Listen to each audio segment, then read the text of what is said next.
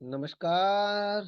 मैं यूनुस अली एक बार फिर आप लोगों का स्वागत करता हूं अपने YouTube channel the Apex Career Institute पर। और एक बार फिर मैं आप लोगों के सामने हाजिर हूं अपनी सीरीज में जो मैंने स्टार्ट की है साइंस के लिए क्लास 10th। ठीक है, और उसमें मैं 2 चैप्टर ऑलरेडी डिस्कस कर चुका हूं। ठीक है, तो आप मेरी प्लेलिस्ट में जाकर के उन दोनों को देख सकते हैं। आज मैं चैप्टर नंबर 3 स्टार्ट करूंगा। ठीक है, आप आई होप कि आप लोगों को ये जो मैं वीडियोस बना रहा हूँ ये आपको काफ़ी मदद कर रहे होंगे और काफ़ी जो आप लोगों की तैयारी है उसमें ये चीज़ें काफ़ी हेल्पफुल साबित हो रही होंगी। I hope so.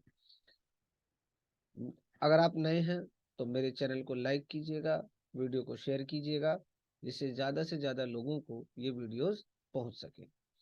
ठीक है, तो अपने तैयारी को बदस्तूर जारी रखिएगा। ठीक है, हिम्मत के साथ लगिएगा, पेपर एग्जाम बहुत पास है। तो बिना किसी रुकावट के, ठीक है, एट ए ग्लैंस ये वीडियोस आपको बहुत ही मदद करने वाली हैं। कंटेंट बहुत शॉर्ट है। ठीक है, और एक 10 मिनट का रिवीजन आप लोग अपने साथ कर सकते हैं, अपने लिहाज से आप लोग कर सकते हैं।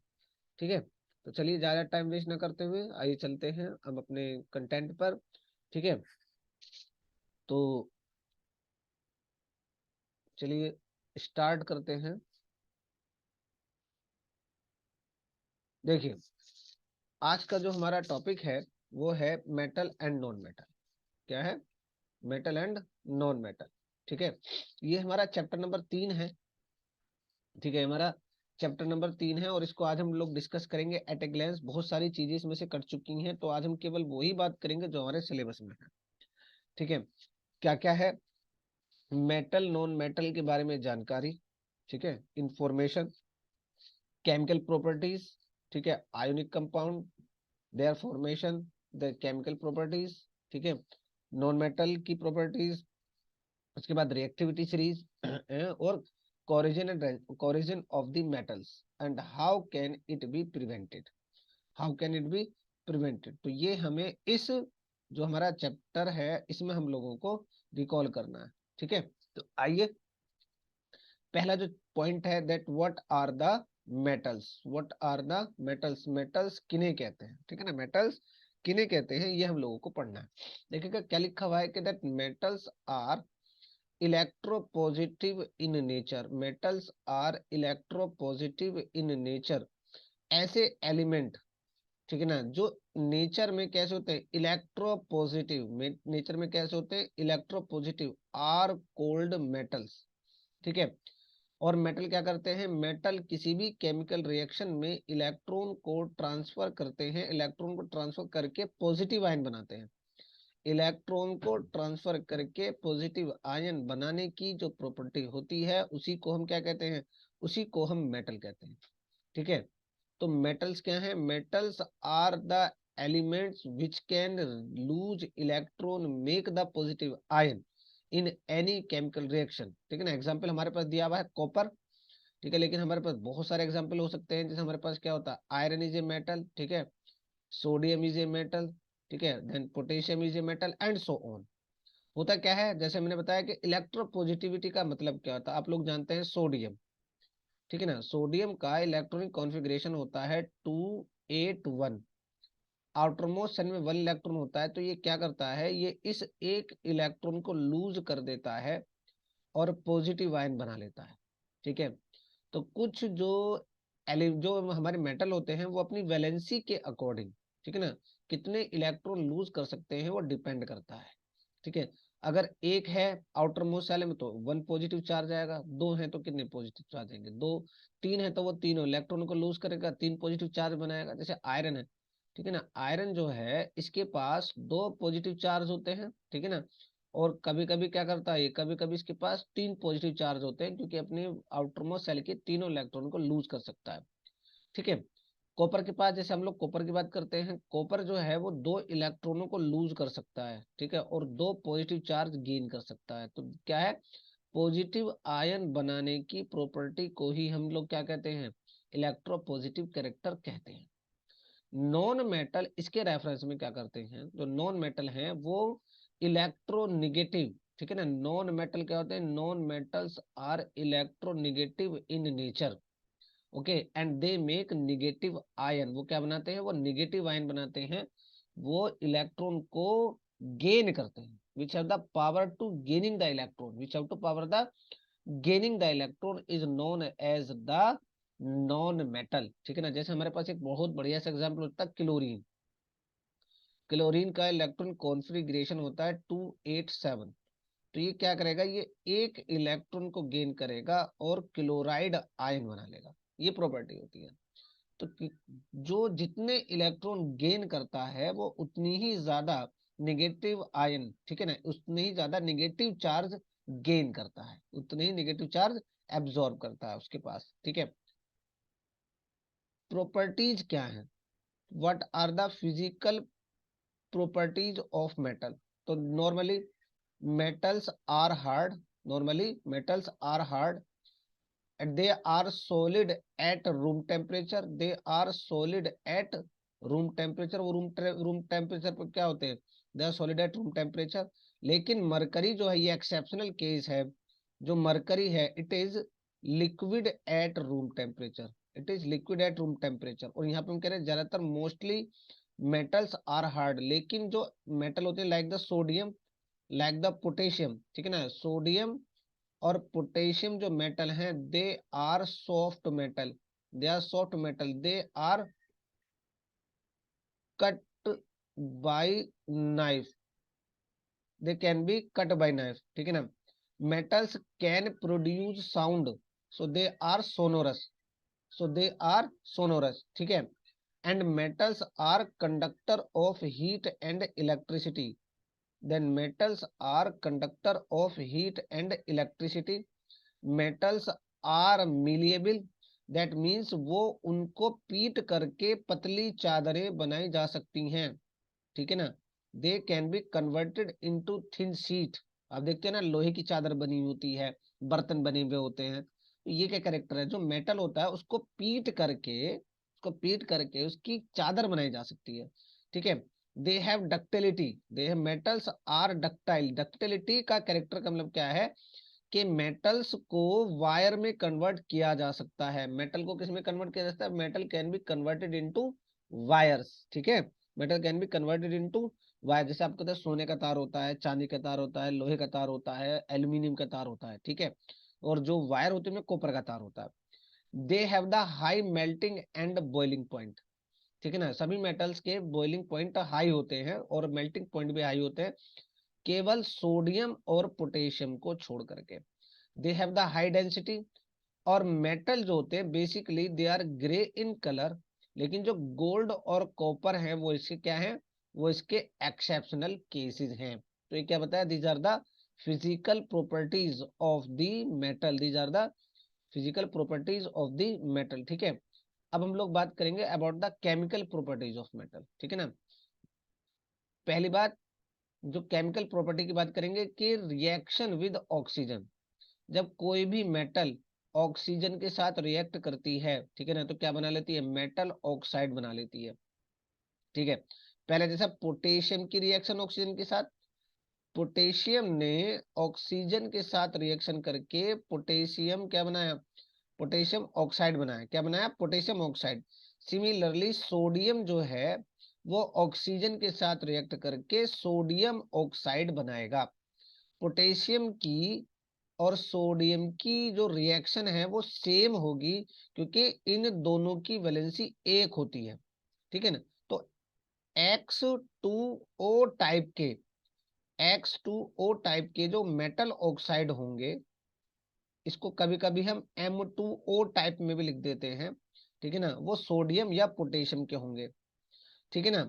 लिथियम, सोडियम, पोटासियम जो है वो एल्कली मेटल्स कहा जाता है, और जितने भी एल्कली मेटल्स होते हैं वो बहुत तेजी के साथ विग्रसली, विग्रसली का मतलब होता है, विग्रसली का मतलब होता है बहुत ही स्पीड के साथ में क्या करते हैं वो इनके ऑक्सीजन के साथ रिएक्ट करते हैं, ठीक है ना। ये पहला रिएक्शन आया, इसी में अब आप कॉपर की रिएक्शन देखिएगा, कॉपर की रिएक्शन दिखा रहे हैं, कॉपर ऑक्साइड बनता है, कॉपर की वैलेंसी 2 होती है, ठीक है ना। कॉपर की वैलेंसी कितनी होती है, कॉपर की वैलेंसी 2 होती है। तो कॉपर जो है, कॉपर की वैलेंसी 2 होती है। अब कॉपर जो है वो ऑक्सीजन के जैसा होता है, ठीक है ना। कॉपर की वैलेंसी भी 2 है, ऑक्सीजन की वैलेंसी भी 2 है। तो किस तरह का रिएक्शन, किस तरह के रिएक्शन होंगे, तो कैसे होगा, Cu की वैलेंसी 2, ऑक्सीजन की वैलेंसी भी 2। तो क्या बना है यहाँ पे बना Cu2O2। तो जब हमने काटा क्या बन गया, CuO टाइप का कॉपर ऑक्साइड, ठीक है। सिल्वर, गोल्ड, प्लेटिनम, ये रिएक्शंस, ये जो मेटल हैं वो रिएक्टिव हैं, और ये ऑक्सीजन के साथ किसी भी तरह से, चाहे वो हाई टेम्परेचर पर ही, कॉम्बिनेशन नहीं करती हैं। Silver, gold, platinum do not combine with oxygen of even air at high temperature, ठीक है। उसके बाद क्या होता है, reaction of metal with water. पहले क्या बनेगा, पहले मेटल का हाइड्रोक्साइड बनेगा, ठीक है। एंड हाइड्रोजन गैस रिलीज होगी जब ये पानी के साथ रिएक्शन करेंगे। तो metal plus water, metal oxide और हाइड्रोजन।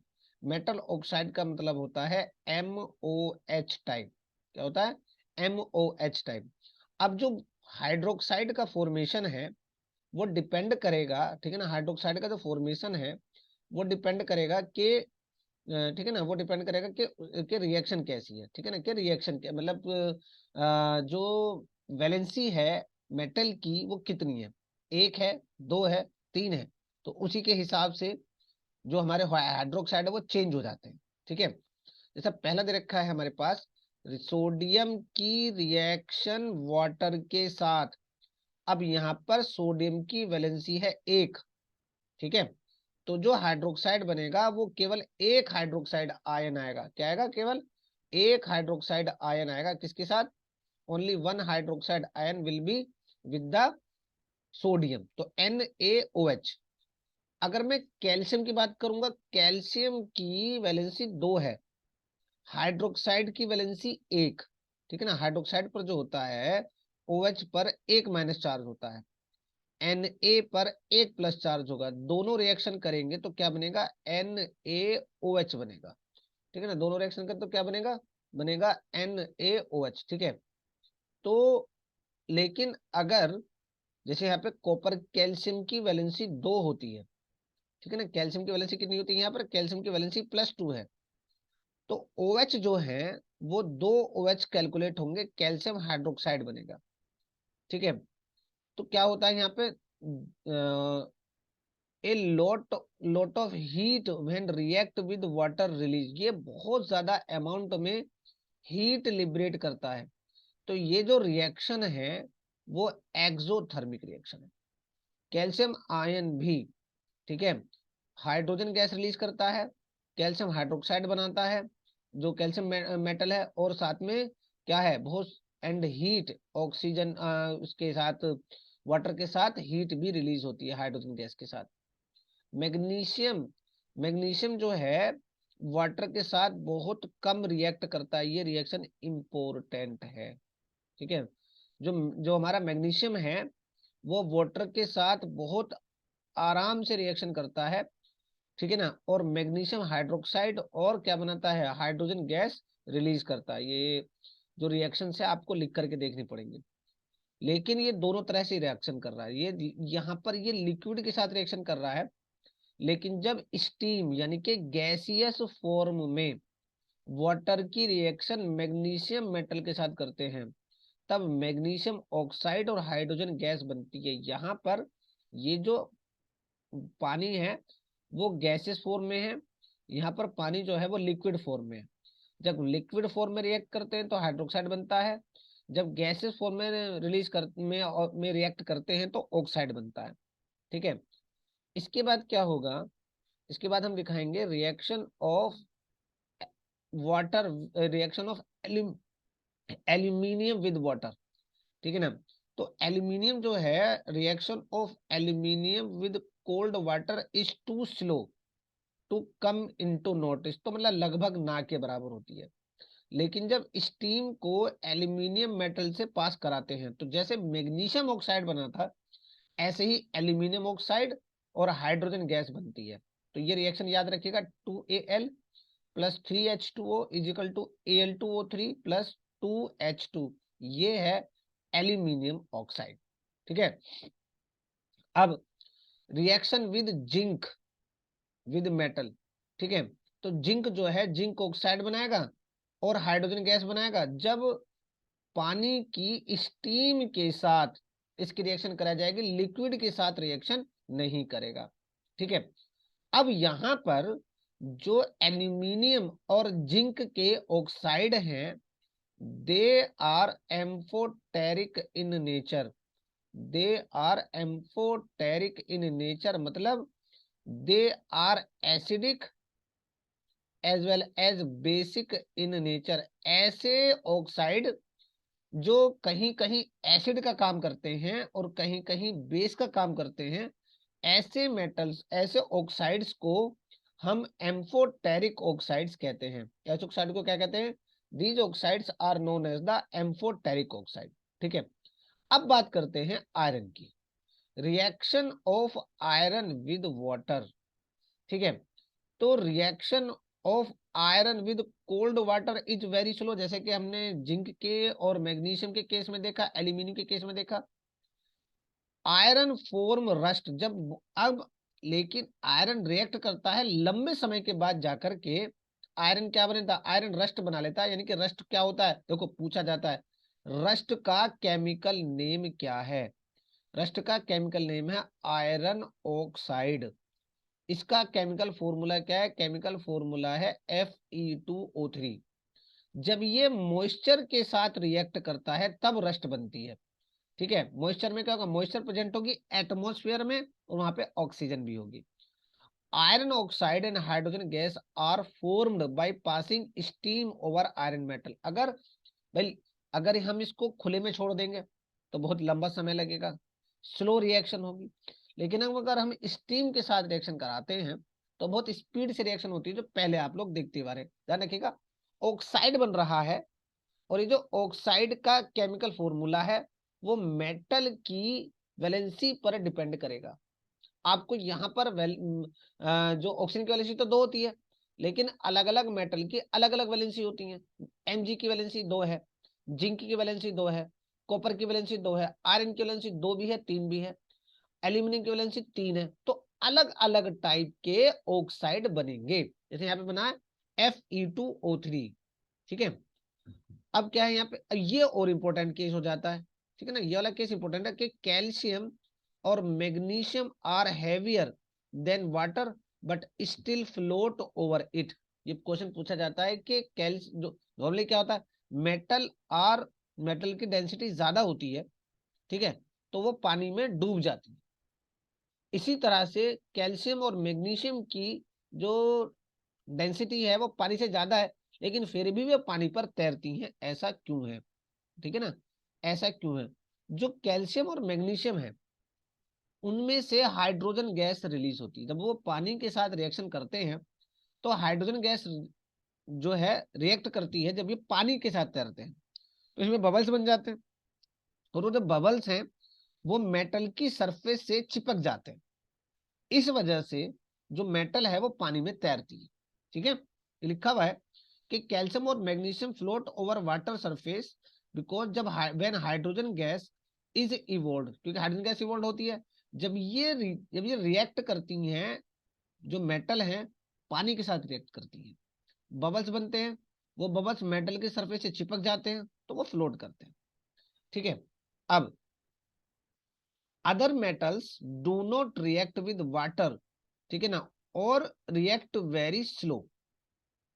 ठीक है। कौन कौन सी मेटल रिएक्ट नहीं करती है? लेड, कॉपर, सिल्वर, गोल्ड, ये स्टीम के साथ भी रिएक्ट नहीं करती है। सोडियम, पोटेशियम वो कोल्ड वाटर के साथ रिएक्ट करेंगी। जिंक, मैग्नीशियम, एल्यूमिनियम, कॉपर, ठीक है, कैल्शियम, ये जो है ये स्टीम के साथ रिएक्ट करेंगी। जबकि लेड, कॉपर, सिल्वर, गोल्ड ये किसी भी हालत में, ये किसी भी हालत में, ठीक है ना, कि इसके साथ रिएक्ट नहीं करेंगी। किसी भी हालत में पानी के साथ रिएक्ट नहीं करेंगी, चाहे वो लिक्विड है चाहे वो गैस है। ठीक है। ये जो है ये इनकी रिएक्टिविटी सीरीज है, ये इनका रिएक्टिविटी सीक्वेंस है टुवर्ड्स द वाटर, पानी से रिएक्ट करने में। तो कैल्शियम जो है वो सबसे ज्यादा रिएक्टिव है towards the water, and Oram यानी कि गोल्ड, एयू किसका फॉर्मूला है, गोल्ड का, ये सबसे कम रिएक्टिव है। अब उसके बाद रिएक्शन आती है reaction of metal with dilute acid. तो जब कोई मेटल डाइल्यूट एसिड के साथ रिएक्शन करता, तो हम लोग पढ़ चुके थे कहां पर, एसिड बेस वाले चैप्टर में। तो क्या होता है, मेटल साल्ट बनता है और हाइड्रोजन गैस बनती है। पहला दे रखा है, ये भी आप लोग पढ़ चुके हैं, सोडियम मेटल की रिएक्शन डाइल्यूट हाइड्रोक्लोरिक एसिड के साथ में, आप पढ़ चुके हैं, NaCl बनेगा, ठीक है ना, और हाइड्रोजन गैस रिलीज होगी। सिमिलरली जब मैग्नीशियम के साथ रिएक्शन करेगा तो मैग्नीशियम क्लोराइड बनेगा, ठीक है। और उसके बाद जब जिंक जो है वो डाइल्यूट सल्फ्यूरिक एसिड के साथ रिएक्शन करेगा, यानी कि H2SO4 के साथ रिएक्शन करेगा, तो जिंक सल्फेट बनेगा और हाइड्रोजन गैस रिलीज होगी। ये रहा Zn plus H2SO4 is equal to ZnSO4 plus H2। लेकिन जब, अब एक चीज है देखो, HCl के साथ रिएक्ट किया, हाइड्रोजन गैस रिलीज हुई, H2SO4 के साथ किया, हाइड्रोजन गैस रिलीज हुई। लेकिन जब मेटल HNO3 के साथ, यानी कि नाइट्रिक एसिड, HNO3 का मतलब क्या है, नाइट्रिक एसिड के साथ रिएक्ट करेगा, तब हाइड्रोजन गैस रिलीज नहीं होगी, क्योंकि हाइड्रोजन गैस पानी बन, क्या हो जाती है, हाइड्रोजन गैस पानी में रिलीज होती है, ठीक है। और उसके साथ ही क्या होता है कि नाइट्रिक एसिड एक बहुत स्ट्रॉन्ग ऑक्सीडाइजिंग एजेंट है, मतलब ये बहुत तेजी के साथ में क्या कर सकता है, ऑक्सीडेशन कर देता है। ये हाइड्रोजन गैस का ऑक्सीडेशन कर देता है और पानी में रिलीज हो जाता है, और खुद को नाइट्रोजन के सब्सटेंसेस में, यानी कि नाइट्रोजन के ऑक्साइड में कन्वर्ट कर देता है, लाइक N2O3, NO और नाइट्रोजन ऑक्साइड। बात में समझ में आती है, मतलब HNO3 ने जब किसी एसिड के साथ रिएक्शन करेगा, ठीक है, जब किसी मेटल के साथ रिएक्ट करेगा, HNO3 एसिड है, जब किसी मेटल के साथ रिएक्शन करेगा तो हाइड्रोजन गैस रिलीज नहीं होगी, क्योंकि HNO3 एक स्ट्रॉन्ग ऑक्सीडाइजिंग एजेंट है। ये हाइड्रोजन का पानी में ऑक्सीडेशन कर देता है और खुद को नाइट्रोजन के ऑक्साइड में कन्वर्ट कर लेता है, ठीक है, देखो, ठीक है। सिमिलरली आप समझिएगा, एक होती है नोबल मेटल्स, क्या होती है, जो कभी भी रिएक्शन नहीं करती ना, जो अनरिएक्टिव मेटल होती हैं, जो अनरिएक्टिव मेटल होती है उनको नोबल मेटल कहते हैं। ना तो वो डाइल्यूट एसिड के साथ रिएक्शन करेंगे, ना वो जो है कंसंट्रेटेड एसिड के साथ रिएक्शन करेंगे, ना पानी के साथ रिएक्शन करेंगे। ओके, तो ये है तो ये जो सीरीज दे रखी है ये वाली यहाँ पर, ये सीरीज है reactivity series of metal towards acid, hydrochloric acid and sulphuric acid. यानी क्या, सबसे ज्यादा रिएक्शन कौन करेगा, पोटेशियम, और सबसे कम रिएक्शन कौन करेगा, सिल्वर, ठीक है भाई। अब यहां तक बात आती है, आज इतना करते हैं, कल जो हम नेक्स्ट वीडियो बनाएंगे उसमें मैं आपको मेटल ऑक्साइड के बारे में बताऊंगा। आई होप कि वीडियो आपको पसंद आई होगी। वीडियो को लाइक कीजिएगा, शेयर कीजिएगा, ठीक है, और मेरे चैनल को सब्सक्राइब करना ना भूलें, ठीक है। वीडियो पसंद आती है कमेंट करें, ठीक है। Thank you, good bye.